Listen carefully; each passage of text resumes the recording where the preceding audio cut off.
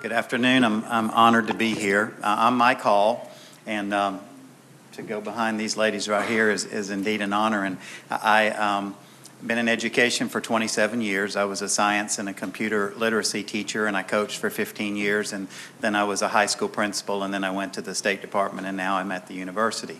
So I can kind of give you a perspective all across the spectrum. I don't want to steal Kim's thunder, so I won't spend a whole lot of time at the school level, but I will tell you that I have a lot of experiences. I was very fortunate at my school because I took over a school in 1997 that had absolutely no technology, 100 computers. I did a survey of my faculty, and 65% of my faculty considered themselves to be less than beginning users. Less than beginning meaning that they couldn't turn the computer on, and they didn't really care about turning the computer on. So as a matter of fact, I always like to share this story. My first day as a high school principal, I walked in the building, and one of my former English teachers was standing there to greet me. And she said, "Hey, Mike, how you doing? It's good to see you. I'm glad you got the job. Now let's go in your office. I need to talk to you." So we went into my office, and she sat me down kind of like old times. And she said, "Mike Hall, I just want you to know, don't come in here with your new ideas and try to change things. I whipped your butt when you were in school. I'll be glad to do it now. And, you know, I've been doing it this way for 30 years, and I don't need you to tell me how to do it. Welcome to administration." So that's kind of the issues that you have to deal with. But we were very fortunate. We were able to make some changes, and we went from no technology to, in 2004, we were named the #1 school in the nation for the integration of technology across the curriculum. From that, I went to the State Department as the deputy superintendent. And I will tell you that's a whole different perspective. In my session yesterday, someone asked about where do you make the changes? Well, you can make the most significant changes in the building because leadership makes a huge difference. And at the building level, it's about marketing and public relations, it's about professional learning, and it's about support. It's really not about the money and the politics and all of the other things. You can actually do things that are right for students at the building level. But at the state level, it's about politics. So from the state perspective, I'm going to just give you a couple of the hot topics that we dealt with at that level. First of all, everywhere I go, I speak all across the country, and everyone always hits me, "Yeah, we could do better if we had the funding." Well, you probably could do better if you had the funding, but I'm not really positive in every case funding is the issue that's really the big obstacle that's keeping us from being successful. I would agree with Lynn and tell you that if I had the ability to give you $2 million to drop into your school to change everything, you couldn't keep up with the professional learning and the support to make that work. That's why it's such a big issue, and that's why you have to kind of start small and grow it, because you have to give your teachers time to grow with that. So, but there are some funding issues that we need to work on. Number one, there are only 2 funding sources that come from the federal government. E-rate, which is up for reauthorization and politically is going to be a huge issue because the senator from Montana was defeated this year who was the original author of E-rate, and there will be some issues with E-rate, and that's how we pay for our infrastructure.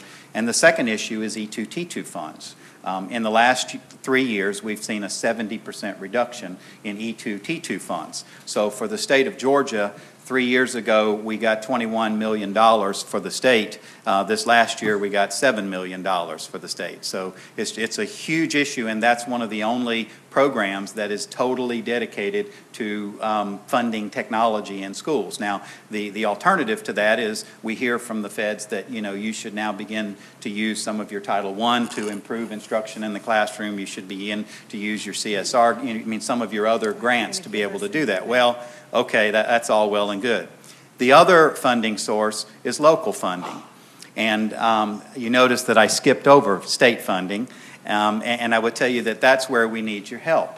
The only way we're going to get technology to become a sustainable entity in schools is to put it on a per pupil basis. The problem with technology projects is so many people try to do it with a grant, and grants are not sustainable programs. They're a great seed money to get something started, but there's no refresh. You can't build a refresh cycle into it. You can't do a lot of things with grant money. So you have to look at it on a per pupil basis. Now, I've been doing a lot of work in different states on technology cost models, and it's significant now because you have so many states that are involved in funding lawsuits and are redoing their funding formulas. And now's the time to put technology in on a per pupil basis.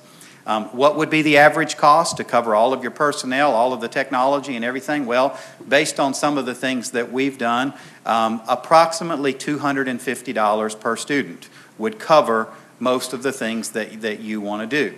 Another issue with funding that you have to realize is that about 70% of all technology dollars nationally are spent in one form or another on administrative systems. Money that never actually gets into the classroom, money that's never actually used to change instruction.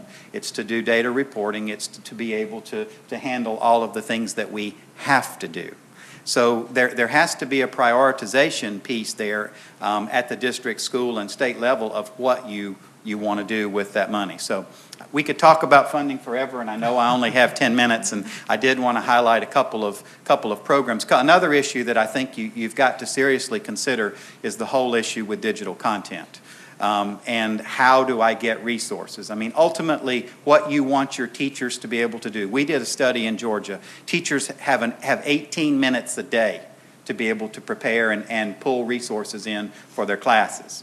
So they can't do that by going to NASA and looking at the 5.2 million web pages that NASA has, and how do I find something for 6th grade rockets? I need to be able to look at the standard. I need to be able to pull every streaming video and every resource available for that particular standard, including the assessments that go with that particular standard, and that's going to require an effort by your state or local organization to put that together. Now, many states are working on that. I know they are in Louisiana. They are in Georgia, we just finished a product. Massachusetts has one. West Virginia's working on it. Texas is working on it. So that's a huge issue. But then ultimately, in the end, will we all be able to talk to each other? Will I be able to use Cheryl's resources? Will she be able to use my resources? And what does that mean in the whole battle that we've not fought yet with intellectual property? Because I personally believe that by 2020, intellectual property as we know it today will not exist. So I think that's an issue. And then I want to talk about one quick program. We did a little test, some model schools in the state, 4 elementary schools, 4 middle schools, and 4 high schools. Because when I went to the state, they went, yeah, you can do it in Houston County, but you can't do it at the state level. So, we chose every demographic in the state. I can't talk without my hands.